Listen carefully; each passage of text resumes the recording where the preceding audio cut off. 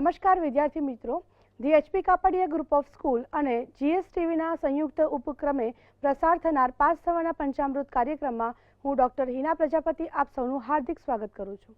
વિદ્યાર્થી મિત્રો, આપણે જેનેટિક્સની વાત કરીએ છીએ તો જેનેટિક્સમાં આપણે પહેલાં પ્રકરણ 8ની વાત કરી કે જેનો ગુણભાર 12 હતો અને એનું નામ હતું આનુવંશિકતા અને ભિન્નતા. એ બંનેના અગત્યના મુદ્દા વિશે ચર્ચા કરી હતી. હવે આપણે આ એપિસોડમાં જેનેટિક્સના બીજા એટલે કે પ્રકરણ 9 આનુવંશિકતાનો આણ્વીય આધાર વિશે વાત કરીશું કે જેનો કુલ ગુણભાર છે 10. આપણી પેપર સ્કીમ પ્રમાણે પાર્ટ એમાં એના 7 ક્વેશ્ચન અને પેપર સ્કીમ પ્રમાણે પાર્ટ બીમાં એના સેક્શન બીમાં 3 માર્ક્સનો એક ક્વેશ્ચન પૂછાય છે. આપણે આજે એક અગત્યનો મુદ્દો કે જેનો ડીએનએનું સ્વયંજનન વિશે વાત કરીશું. સ્વયંજનનની પ્રક્રિયા સમજતા પહેલાં આપણે ડીએનએ વિશે થોડો ખ્યાલ મેળવી લઈએ અને કેમ એનું સ્વયંજનન કરવાનું આવે છે એનો થોડો ખ્યાલ મેળવી લઈએ. વિદ્યાર્થી મિત્રો, ડીએનએની રચના તો દરેક જણ જાણતા જ હોવ છો, પણ છતાંય આપણે એકવાર સમજી લઈએ તો ડીએનએ એ પોલીન્યુક્લિયોટાઇડ ચેનની 2 શૃંખલાઓનું બનેલું હોય છે. 2 શૃંખલાઓ પોલીન્યુક્લિયોટાઇડ ચેન. હવે પોલીન્યુક્લિયોટાઇડ શૃંખલા એટલે શું અથવા તો પોલીન્યુક્લિયોટાઇડ એટલે શું એવો સવાલ આવે તો પોલીન્યુક્લિયોટાઇડ એ ઘણા બધા ન્યુક્લિયોટાઇડ ભેગા થઈને પોલીન્યુક્લિયોટાઇડ બનાવે છે. પણ આ ન્યુક્લિયોટાઇડ એટલે શું? તો ન્યુક્લિયોટાઇડ એટલે કે પેન્ટોઝ શર્કરા અને ફોસ્ફેટ બંધ અને નાઇટ્રોજન બેઝ, આ ત્રણેય વસ્તુ જો એક સાથે લાગેલી હોય તો આપણે એને એક ન્યુક્લિયોટાઇડ તરીકે ઓળખીએ છીએ. એવા ઘણા બધા ન્યુક્લિયોટાઇડ એકબીજા સાથે ફોસ્ફોડાઇસ્ટર બંધથી જોડાઈને આખી એક શૃંખલા બનાવે છે જેને આપણે પોલીન્યુક્લિયોટાઇડ શૃંખલા કહીએ છીએ. આવી ડીએનએની એક શૃંખલા એવી 2 શૃંખલાઓ એકબીજા સાથે કુંતલ આકારે વીંટળાય છે. હવે તમે જુઓ કે એનો કુંતલ આકાર કેવી રીતે જળવાતો રહેતો હશે? તો 2 ન્યુક્લિયોટાઇડ શૃંખલા જે છે એ એકબીજા સાથે હાઇડ્રોજન બંધથી જોડાયેલી હોય છે. હવે આ હાઇડ્રોજન બંધ કોની સાથે જોડાયેલા હશે? તો હાઇડ્રોજન બંધ એ એક શૃંખલા પરના પ્યુરિન અને બીજી શૃંખલા પરના પિરિમિડિન નાઇટ્રોજન બેઝ સાથે જોડાયેલી હોય. હવે પ્યુરિન અને પિરિમિડિન પાછો શું? તો પ્યુરિન અને પિરિમિડિન એ નાઇટ્રોજન બેઝ છે. ડીએનએમાં યાદ રાખવું કે પ્યુરિન તરીકે એ અને સી આવે છે, જ્યારે પિરિમિડિન તરીકે ટી અને જી આવે છે. એમઆરએનએમાં ટીની જગ્યાએ યુ આવે છે. એટલે યાદ રાખવું કે ડીએનએમાં યુરેસિલ હોતો નથી. બરાબર. હવે એની સામે ટી એટલે પ્યુરિન તરીકે એ હોય તો સામેની શૃંખલા પર પિરિમિડિન તરીકે ટી આવેલો હોય, થાયમિન આવેલો હોય.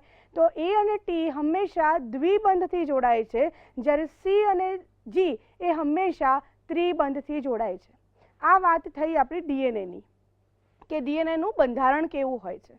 હવે આપણે વાત કરીશું કોષ વિભાજનની. તો કોષ વિભાજન આપણે 11માં આપણે સેમિસ્ટર 1માં ભણી ગયા છીએ. તો કોષ વિભાજન આપણે જોયું કે એક પિતૃકોષ હોય અને એમાંથી નવા બીજા 2 બાળકોષો મળે છે. આપણે એવી ઘટના સમજીએ છીએ. પણ એક પિતૃકોષમાંથી જે પણ જરૂરી ઘટકો જે છે એ નવા બનતા 2 બાળકોષોને સરખા પ્રમાણમાં મળી રહે એ જરૂરી છે. તો એની સાથે ડીએનએ પણ જે પિતૃમાં જેટલા પ્રમાણમાં હોય, જનીનદ્રવ્ય જેટલા પ્રમાણમાં હોય એ બાળકોષોમાં મળવું જરૂરી છે.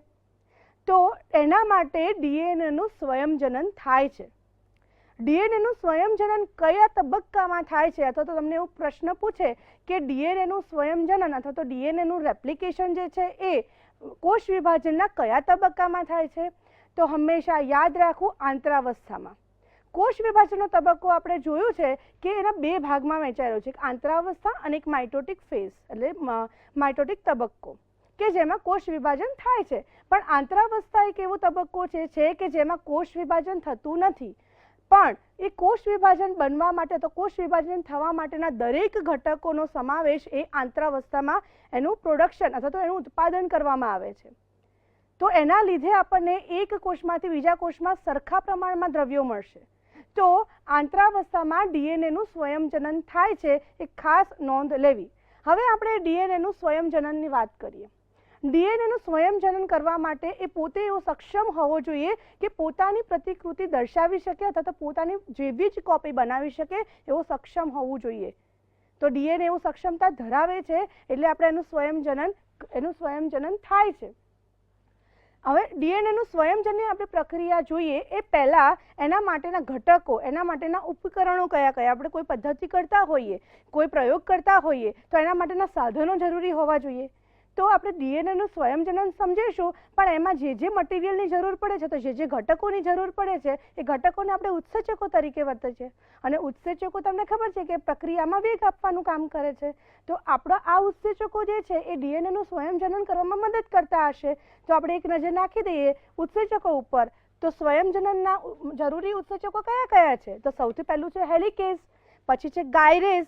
વિદ્યાર્થી મિત્રો, યાદ રાખવું કે ડીએનએનું સ્વયંજનન કરવાનું છે. તો સ્વયંજનન ક્યારે થશે? તો એક ડીએનએ જે પિતૃઓ છે એમાંથી નવો બને. તો નવું ક્યારે બને? તો એની પોલીન્યુક્લિયોટાઇડ શૃંખલાને તોડવી પડે. બરાબર? તો હેલિકેઝ અને ગાયરેઝ શું કરે છે?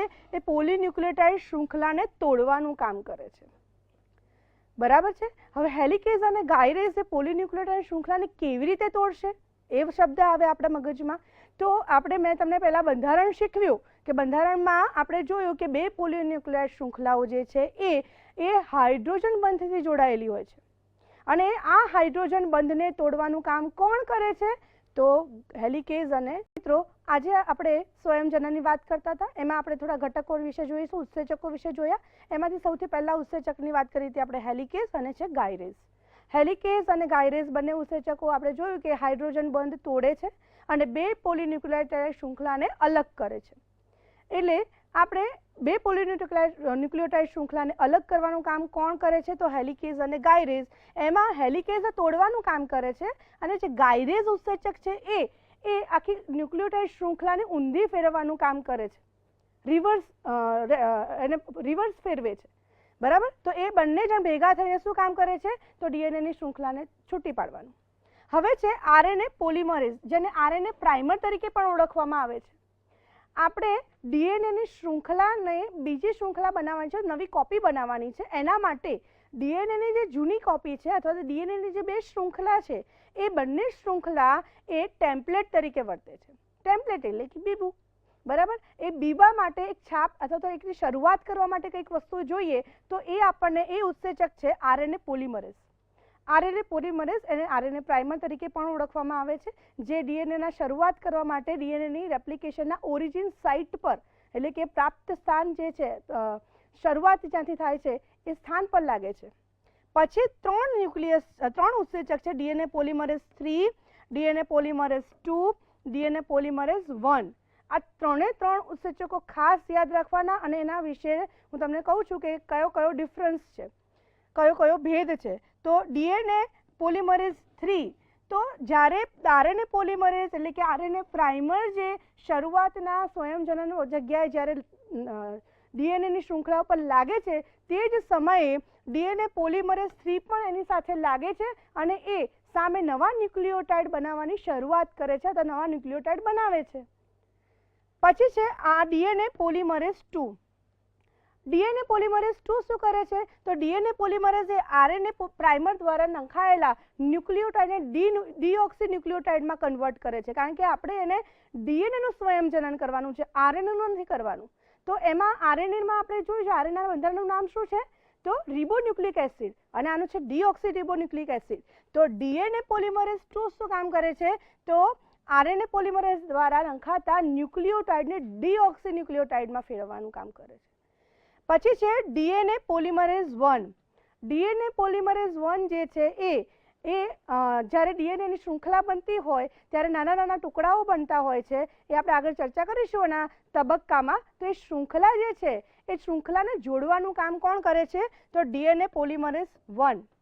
હવે ડીએનએ પોલિમરેઝ 1 છે એ આખા ટુકડાઓને એકદમથી જોડતો નથી, પણ એના વચ્ચે જે અમુક બંધનું નિર્માણ જે છે એ કોણ કરે છે? તો આ લાઇગેઝ, ડીએનએ લાઇગેઝ ઉત્સેચક.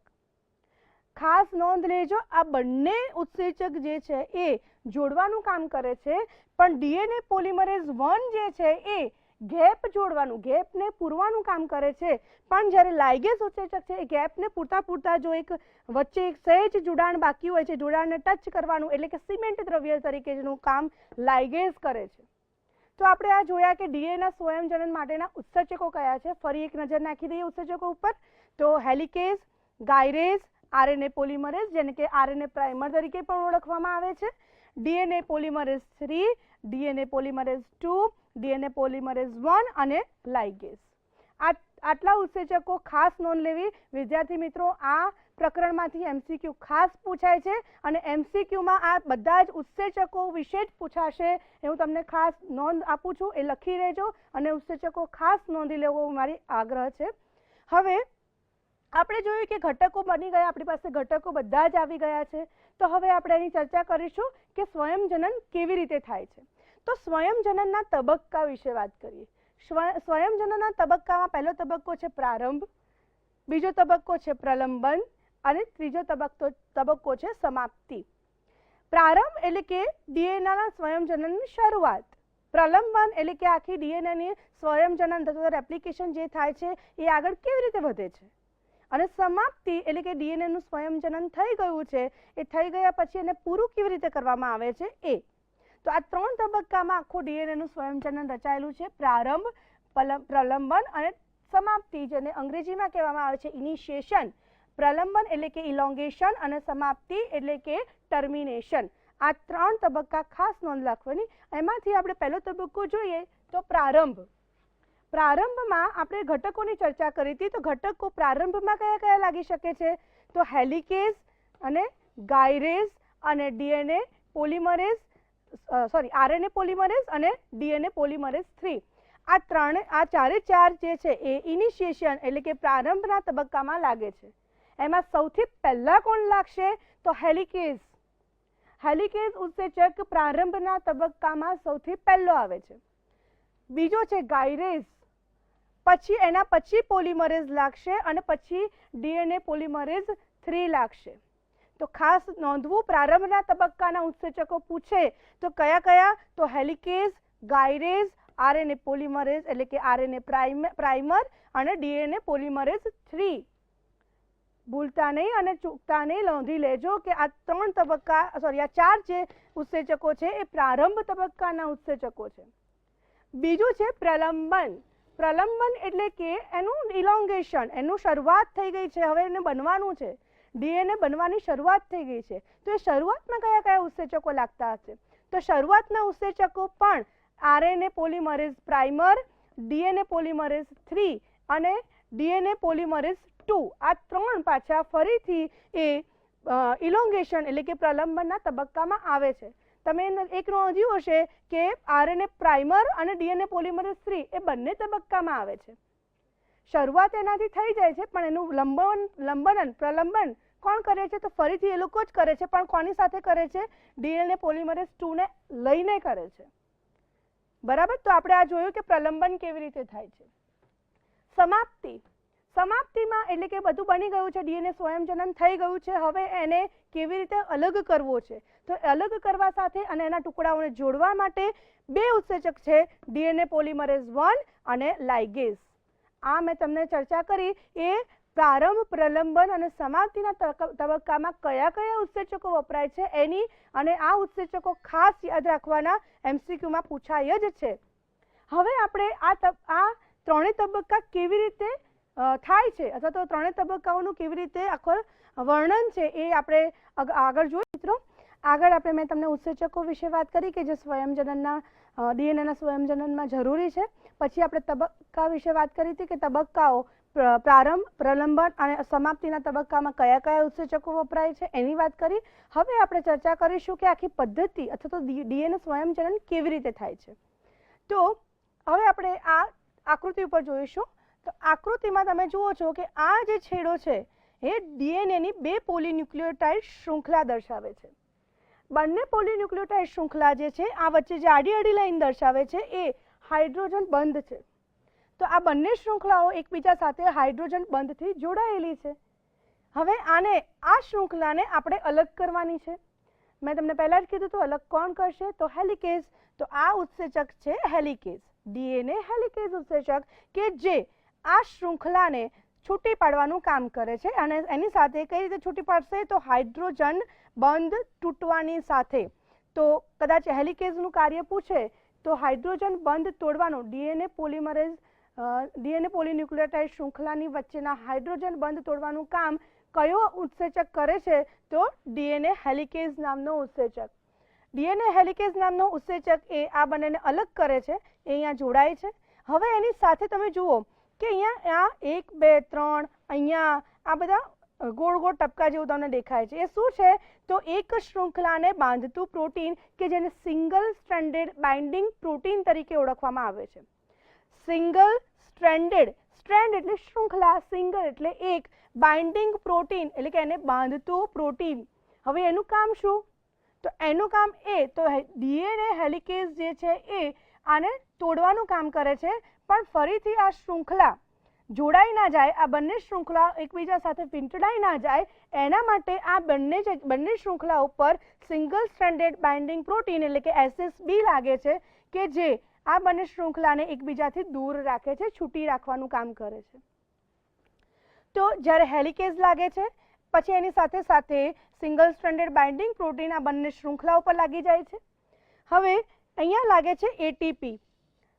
કોઈ પણ કાર્ય કરવા માટે શક્તિની જરૂર તો પડે જ છે. અહીંયા પણ ડીએનએના સ્વયંજનન માટે પણ શક્તિની જરૂર પડે છે. આપણે શરીરમાં એ શક્તિ ઉર્જા સ્વરૂપે મળે છે અને એ ઉર્જા આપણને ATP સ્વરૂપે મળે છે. અહીંયા આપણે ડીએનએના સ્વયંજનન માટે જરૂરી ATP અને DNTPS તરીકે તો DNTP તરીકે ઓળખવામાં આવે છે, ડાયન્યુક્લિયોટાઇડ ટ્રાઇફોસ્ફેટ. તમે હવે લાગશે કે ન્યુક્લિયોટાઇડની શૃંખલામાં તો એક જ ફોસ્ફેટ હતો, આ ટ્રાઇફોસ્ફેટ ક્યાંથી આવી ગયો? તો વિદ્યાર્થી મિત્રો અહીંયા ટ્રાઇફોસ્ફેટ જોડાય છે, પણ એમાંથી 2 ફોસ્ફેટ જે છે એ છૂટા પડે છે અને પોલીન્યુક્લિયોટાઇડ શૃંખલા જોડાવા માટે ખાલી એક જ ફોસ્ફેટ જોડાય છે, પણ આ છૂટા પડેલા 2 ફોસ્ફેટના અણુઓ જે છે એ શક્તિ સ્વરૂપે ATP સ્વરૂપે આ સ્વયંજનનની ક્રિયા કરવામાં આપણને શક્તિ પૂરી પાડે છે. તો ATP એની સાથે જ જોડાય છે અથવા તો ATP આપણને મળે છે. હવે 2 શૃંખલા અલગ થઈ ગઈ. બંનેની શૃંખલાની હવે આપણે ડીએનએના સ્વયંજનની શરૂઆત કરવા માટેના કયા ઉત્સેચક હતા? તો RNA પ્રાઇમર અને બીજું છે DNA પોલિમરેઝ 3. તો અહીંયા તમે જોશો કે RNA પ્રાઇમર અહીંયા લાગે છે અને એની સાથે DNA પોલિમરેઝ પણ લાગ્યો છે. આ જે દેખાય છે એ DNA પોલિમરેઝ છે. તમને એકવાર ફરીથી જણાવી લઉં કે બંને શૃંખલા ટેમ્પલેટ તરીકે વર્તશે અને બંને શૃંખલા પોતાની પ્રતિકૃતિ બનાવે છે.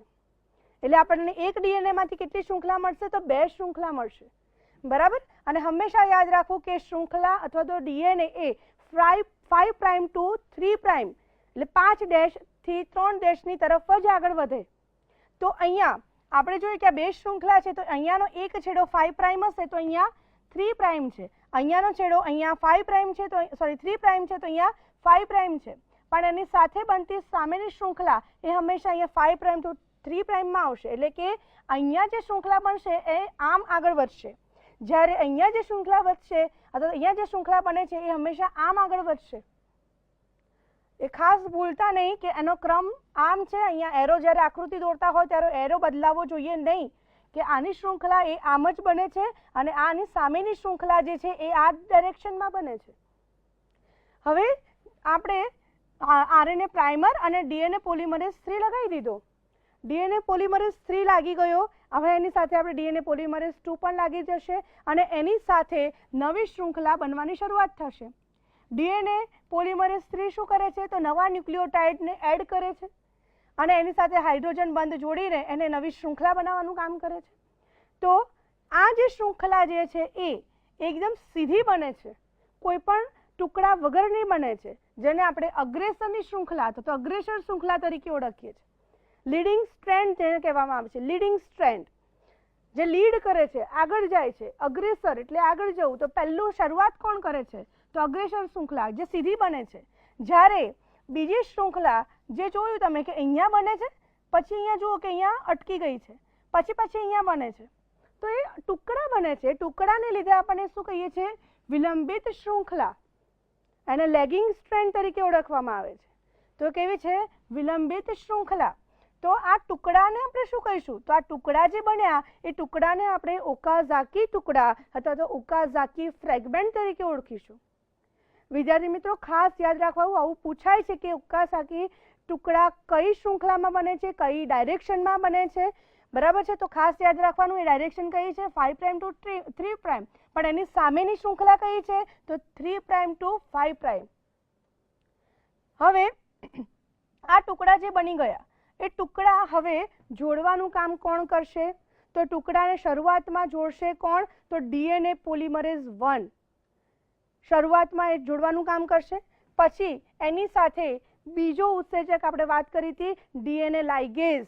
વિદ્યાર્થી મિત્રો એક શબ્દ ખાસ યાદ રાખી જજો કે જ્યાં જ્યાં લાઇગેઝ આવે એ લાઇગેઝ બધા ટુકડાને કે ક્યાંક ક્યાંક જોડાણ કરવાનું જ કામ કરે છે. એટલે દિમાગમાંથી ભૂલતા નહીં કે લાઇગેઝ શબ્દ એટલે જોડવાનું કામ. કોને જોડવાનું કામ તો ઓકાઝાકી ટુકડાને જોડવાનું કામ. ઓકાઝાકીને પહેલા કોણ જોડશે તો ડીએનએ પોલિમરેઝ 1, પણ પછી એનો કાર્ય કોણ નક્કી કરશે તો લાઇગેઝ. તો એવી રીતે આપણને 2 શૃંખલાઓ મળશે. હવે અહીંયા એક વખત ફરીથી એકવાર ચર્ચા કરી લઉં કે અહીંયા જે શૃંખલા બને છે એ અર્ધ રૂઢિગત પ્રણાલી પ્રમાણે બને છે, જ્યારે સેમી કન્ઝર્વેટિવ મેથડ તરીકે ઓળખવામાં આવે છે. સેમી કન્ઝર્વેટિવ અથવા અર્ધ રૂઢિગત એટલે શું તો આ પિતૃ જે ડીએનએ છે એમાંથી એક શૃંખલા પિતૃ ડીએનએની હોય છે, પણ સામે કેવી છે તો નવી શૃંખલા બને છે. તો એક પિતૃ તરફથી શૃંખલા આવે છે અને એક ક્યાંથી આવે છે તો નવી બનતી, તો એવું મિક્સ બને છે જેને આપણે સેમી કન્ઝર્વેટિવ અથવા તો અર્ધ રૂઢિગત પ્રણાલી પ્રમાણેની ડીએનએ સ્વયંજનન કહી શકીએ. તો વિદ્યાર્થી મિત્રો અત્યાર સુધીમાં આપણે આખરે ડીએનએ સ્વયંજનનની વાત કરી. ડીએનએ સ્વયંજનનમાં જરૂરી ઉત્સેચકો, એના તબક્કા, એ તબક્કામાં જરૂરી ઉત્સેચકો કયા કયા છે અને એની સાથે આખું ડીએનએ સ્વયંજનન કેવી રીતે થાય છે એ શીખ્યું. હવે આપણે આગળના એપિસોડમાં ફરીથી આપણે જનીન વિદ્યાના નવા અગત્યના મુદ્દા સાથે મળીશું. તો જોતા રહો પાસ થવાનું પંચામૃત કાર્યક્રમ.